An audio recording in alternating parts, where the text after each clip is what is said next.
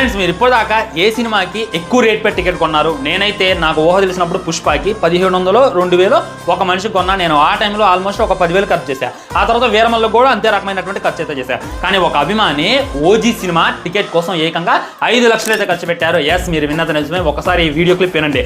2,60,000 విన్నారు కదా, ఇది ట్విట్టర్లో ఒక బిట్ వేలం అయితే వేయడం జరిగింది అనమాట. నైజాంలో అంటే హైదరాబాద్లో ఫస్ట్ టికెట్ అయితే సేల్కి వచ్చింది. ఎవరు కొంటారా అని చెప్పి వేలం ఇస్తే ఇది 10-20 ఏళ్ళ నుండి వేలం పాటు అయితే స్టార్ట్ అయింది. ఆల్మోస్ట్ 5 లక్షల దగ్గర అయింది.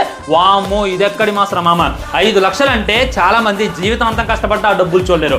అలాంటిది ఒక అభిమాని పవర్ స్టార్ పవన్ కళ్యాణ్ గారు ఓజీ సినిమా ఫస్ట్ టికెట్ కోసం 5 లక్షలు ఖర్చు పెట్టినంటే ఇది మాటలు కాదు.